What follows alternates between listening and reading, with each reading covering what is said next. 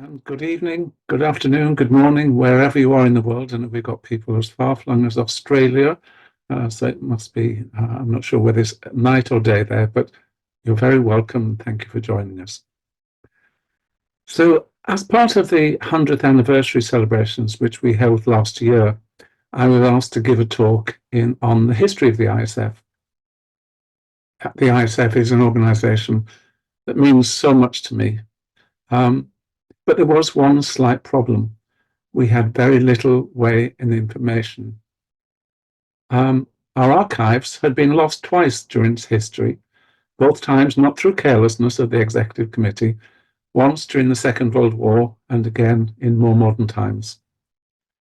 But it's really amazing how when I started to look, the information was led out to me. So I'm going to use a presentation because there's lots of pictures that I've been able to find just to help the presentation of our history. For those who are joining us for the first time, there are many organizations, but we've been here quite a long time. So let me start and share the presentation. Hopefully you're now seeing my slideshow. So we've been supporting spiritualists for just over 100 years, but we can go back a little further than that. When we go back to the early years, the first coming together of international means was in 1888, when in Barcelona, a group of well-meaning people got together to say that this spiritualist thing is something that we've got to promote. So they got together, and bear in mind this was only 40 years after the first demonstration of mediumship took place in Hinesville. So the first Congress of Spiritualists was in Barcelona, and hopefully, let me press the right button, there we go, I managed to get a picture of the actual program for that gathering. It was rather a stiff gathering, I understand, because it wasn't really about demonstrating mediumship or talking about the phenomenon of mediumship. It was all about how we can promote this beautiful truth out in the world. I can show you one of the few pictures that we have. And this is the assembled group in 1888 in Barcelona. It looks a bit stiff, I've got to say. It doesn't look like the ISF meetings that I'm aware of. But you've got to understand that they were there on business. They were there to promote spiritualism as it was. You see, at this time, spiritualism was, moving around the world faster than the gold rush did. And it was, it wasn't welcomed by all, you see, because spiritualism actually challenged some of the more traditional beliefs. And so there was quite a lot of upset when it became so strong. I'm going to show you some footage of the Manchester Spiritualist March. And this was a controversial publicity march which went through the central area of Manchester. If I tell you that there were not one reels of this film, there were actually three. I won't subject you to the lot, but there were actually three reels of film. Just have a look, see how many people you see walking past. In the front, you can see the famous medium and a supporter, J.J. Morse and William Crookes. And then we've got marching bands, we've got banners. This was the movement that was changing things. You can see we've even got the women's group. Now, the women's group you can see coming up. And then we have the children's group, the Lyceum. If I tell you this video actually goes on for about a quarter of an hour, that just sort of tells you how many people were involved in this whole publicity stunt. But this was happening worldwide, and it was felt that something had to be done to bring the people together. so that there weren't pockets of enthusiasts around the world without having some sort of framework or some sort of support structure out in this very hostile world. Because, as I said, it was a hostile time. I think it's fair to say, if you look at the dress of those involved, they were all middle to high class, because they're all very well turned out. They certainly have not got their tatty Sunday best on. They all seem very well turned out, and it just shows that spiritualism had no class distinction. It went right across all society. I'm going to put a little slip on the side here, which was rather interesting. I put it on because when the van goes past, it says that this procession is an animated photograph by Edison, and it is shown twice daily in the St. James Hall, Manchester, which was rather interesting because, in fact, it wasn't done by Thomas Edison. That was a bit of a lie. He was using that Edison's name. It was actually made by a showman called Arthur Duncan Thomas, and he was there to make money. So his money was made by selling tickets. All of these people who marched would want to see themselves in the cinema. So that's the feel of spiritualism as it was at the time. I'm going to now direct more towards the ISF. And I have to really talk about the benefactor that started this whole movement. His name was Jean Meyer. Jean Meyer was an enthusiastic supporter of Allan Kardec. Allan Kardec was somebody who found mediumship in France, in Paris, in fact. And so Jean Meyer wanted to bring these inquiries together and scientifically look at them. So he founded the Maison de Spirit. Now, the Maison de Spirit is this building here, and it still exists. It's in the center of France. And if you see on the bottom here, it says home to the Fédération Spirit Internationale, the International Spiritist Federation. And this was the headquarters for the International Spiritist Federation. To tell you a little bit about Meyer, he, after founding the Maison de Spirit, he also founded the Institut Métaphysique International in Paris to pursue psychical research. And in 1919, this organization was recognized by the government as a public utility. So it was then being recognized by the authorities. Meyer was a French industrialist who was very wealthy. Can't put it any other way. He was very wealthy. Now, as I said, the ISF joined in this building. Now, contrary to rumors that previous executive had talked about when I joined the ISF, they all said that the ISF owns the building in Paris and that we should fight to get it back. Well, in fact, we never owned it because it's actually in John Mayer's will.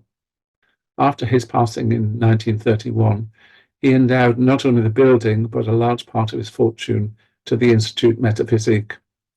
It's quite interesting because just before his death, he actually had installed in the building, very expensive for the time, infrared installations to photograph the physical phenomena. So here was a set-up laboratory ready to be used by those who were there. Unfortunately, we were not to be there because it passed into the hands of the Institut Métaphysique. Now, there's much talk of the fact that the building was bombed, was what we were told, during the occupation of Paris in 1940. So the building was reputedly being hit by an incendiary and the contents were ruined. And although the building remained as it does today, it was never recorded whether it was a missile or an incendiary. It was probably the latter, because, of course, during the German occupation of Paris, such matters as occult, spiritual, and occult practices were considered a threat. And so it's quite natural that they would want to stop that.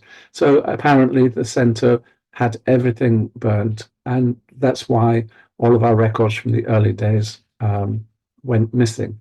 So we have had nothing at all. When there's a picture of our gentleman in the office there, and then there is the building today.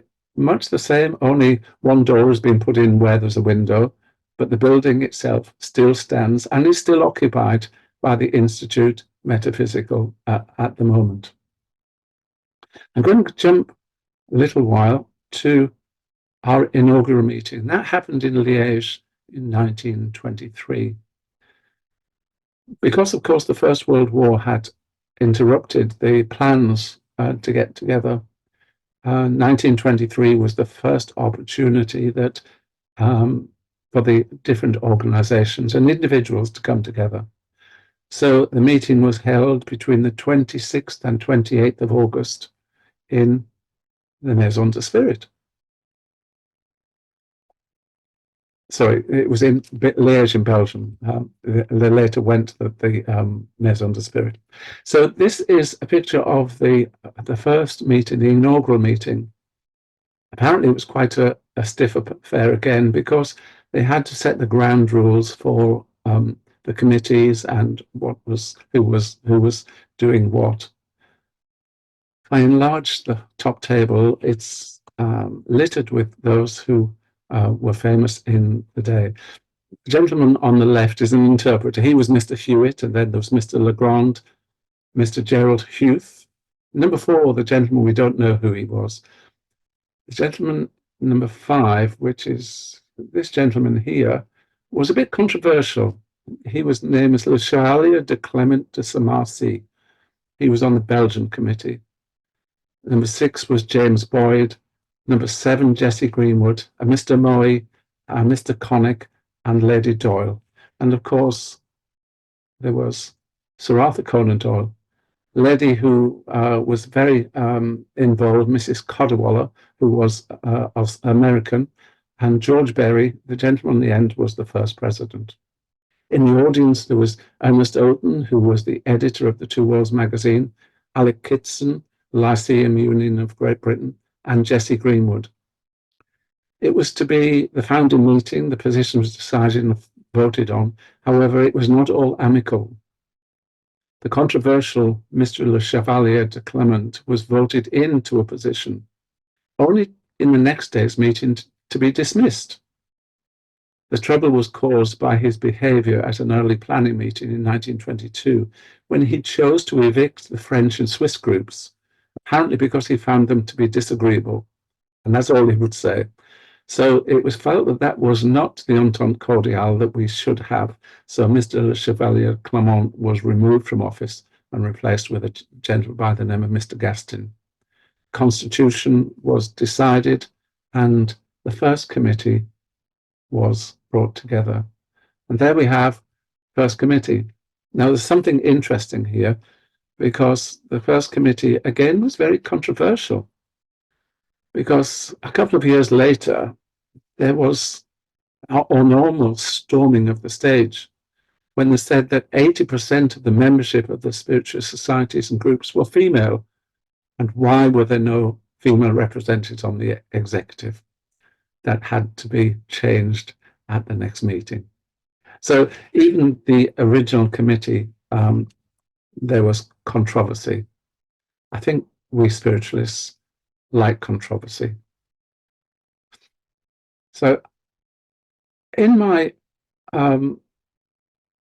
findings, I was looking for all sorts of information about the various characters that were involved. And Sir Arthur Conan Doyle was one of the mainstays at this stage. He was obviously a wealthy author, and he was supporting the Federation along with Jean Mayer. So the meeting in 1925 was held in the Maison de Spirit. If I show you, this is the top table in the meeting room. So it shows you what a sizable building this was. It looks like a tiny little building, but in fact, it isn't. And you can see there the program for the week, 7 days of meetings.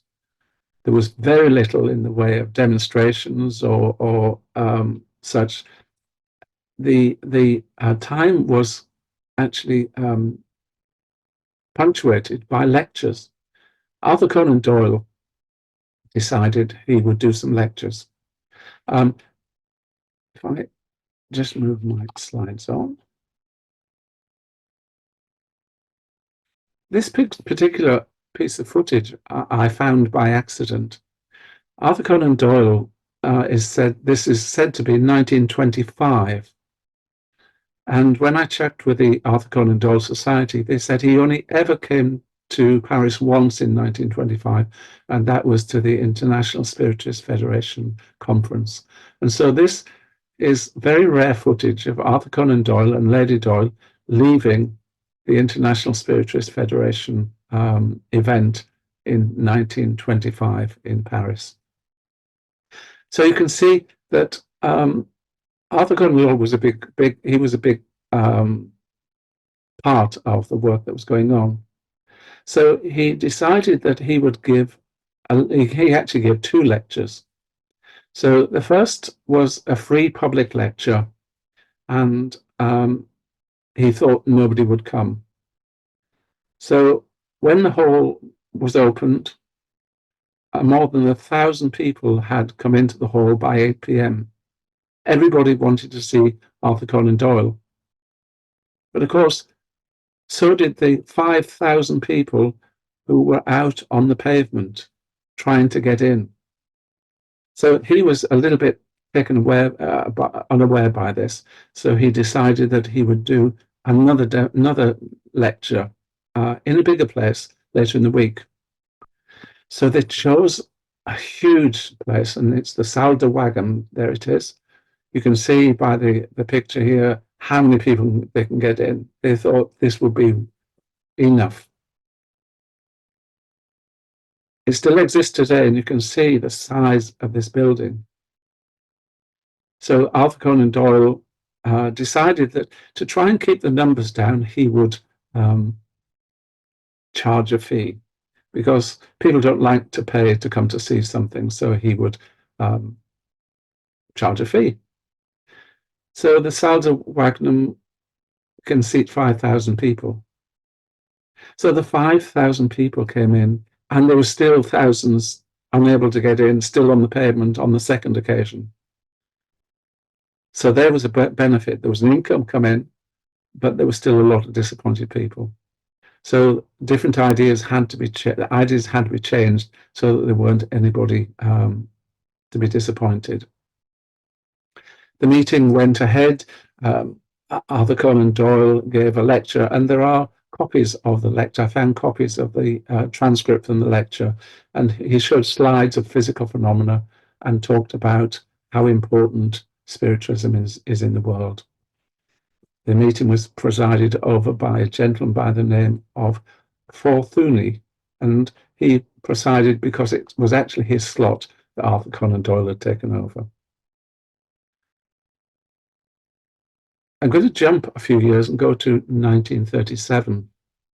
So the announcement for the Congress was made in 1936, and that was because this gentleman who's coming up, well, that's the committee with female additions to the committee, so the balance had been addressed. So those are the intervening congresses that happened. As you see, they happened every 3 years. Maurice Barbanel was doing a tour of the United States. So he was promoting the ISF, and he went to Lilydale, and there he met a Mr. Pressing. Now, Mr. Pressing was a big cheese in Lilydale at that time. And so Maurice really pushed that they've got to come over, they've got to come over. The decision had been taken that the Congress would be held in Glasgow. So that, to the Americans, was, well, it was quite controversial. And the spiritualist press were awash with their protests. London is the centre of spiritualism. London is Britain to us. London is the logical place for the famous mediums and the famous societies, as well as historical and charming beauty of Scotland. The editor added that they would not deny the charm of Scotland, but it should be held in London. But of course, by this stage, the details had been sorted, the venues had been booked, and so it would go ahead in Glasgow. So the American group took matters into their own hands, and they arranged tours to include the Congress, and then either a tour of the UK, which included London, of course, or a European tour. And 100 delegates were to join the Congress that year from America. To give you some idea of how big that was, the British tour was a cost of $350, which in today's money is equivalent to $7,000. The continental tour was $750, which was $14,760 now. This didn't include the steamer trip from the USA, which ranged from $450 to $550, which was £8,000 to £11,000 on top of that. So you see, it was rather an expensive situation if you wanted to do the tour, but 100 people came, did the tours. We had representatives for 14 countries there. This gentleman, Arthur Finlay, decided that he would hold hospitality sessions in the Arthur Finlay Hall, the Stansted Hall, which was now the Arthur Finlay College, and you could have tea with the Finlays as part of the English tour, which I think is rather nice considering what has happened to his home. So a lot of guests came over, a lot of people, but there were a list of apologies because of the uncertainty for war. Dr. and Marjorie Crandon decided they couldn't travel. Gladys Osborne Leonard, Etta Rhett, all said they excused themselves, feeling the weight of their own years in uncertain times. But that didn't stop what was to happen. The Glasgow Evening News mocked the proceedings and said, "Babel has broken loose. The miracle men invade Glasgow. Delegates are asked to restrain themselves if the spirit possesses them, if spirit control." So even the local newspapers were making fun. But it was a really successful event. If I show you, this is the hall where the demonstrations took place. Helen Hughes, a wonderful English medium, worked to over 3,000 people. An American delegate, Victoria Barnes, gave an inspiring address, and then Helen carried on there with her demonstration, and it was said to be the most wonderful evening. Private sittings were available, but they were generally to what you would call the inset because of the amount of money that would cost. Gladys Osborne Leonard was to give private readings. Alan Swaffer held audiences. Esther Roberts, Maurice Barbanel, they all gave private readings, including Helen Duncan, who in her demonstration, Albert, her guide from Spirit, came forward to those who were assembled and gave a demonstration of the building of a voice box so that everybody could see it. So wonderful things happening, even though there was a little bit of an undercurrent because of the decision to be in Glasgow. So initially, there were congresses every 3 years. In 1974-75, that changed, and afterwards it was on an annual basis. The focus of the ISF also changed, and there was more a focus on supporting and teaching individual spiritualists, as well as the groups that we have. Because the membership of the ISF is twofold. We have groups and organizations, churches and as I say, organizations, but we also have many individual members. And it was felt at this time that we should start to support individual members as well as the organizations. So I'm going to show you, it just, once it runs, all the various places that the ISF has held their congresses. So hopefully, there we go. So 1888 was, so the first gentleman there is George Berry. Then we moved to Ernest Orton. Between there, we had Professor Samara from Egypt, who's, we could only find out he was liquidated in the Spanish War. What that meant, I don't know. We had a John Mackindoe from 1940, Ernest Keeling, Leonard Lloyd, David Bellbrook, Carl Muller, Margaret Wilson, Eileen Roberts, that you've just seen. Then we have Connie Ranson, Robin Stevenson, Lionel Owens, who is still a member and still supports us greatly. But you see the various places that we used. Then we've got Marjorie Kite, who was the president when I started in the ISF.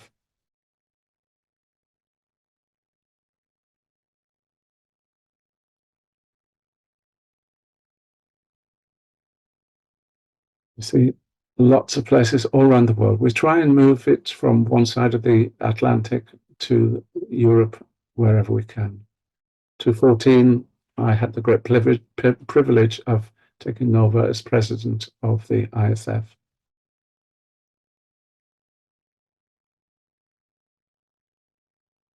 And coronavirus didn't even stop us. We actually held everything online that year, and it was a great success.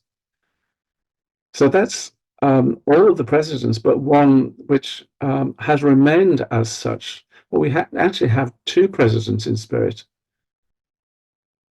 The first was Arthur Conan Doyle, who was from the inaugural meeting President of Honor and remains so today.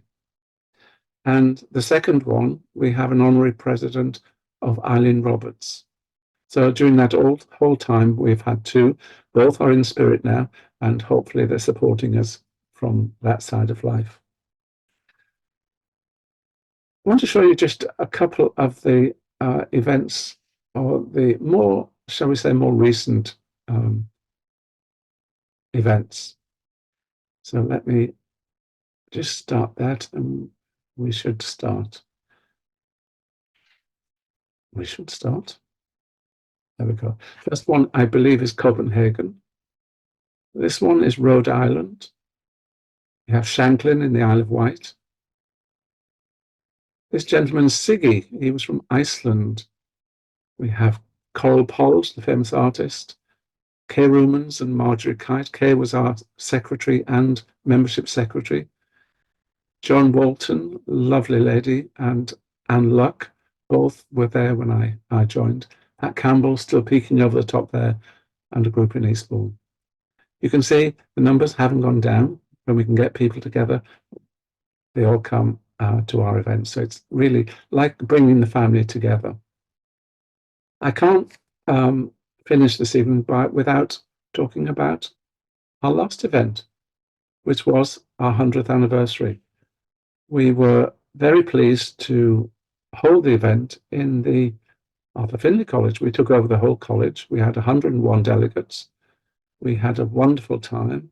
And it was actually quite cathartic because one of my pledges was to bring the organizations together. The SNU, the Spiritualist National Union in England, and the ISF had a little bit of a falling out a number of years back.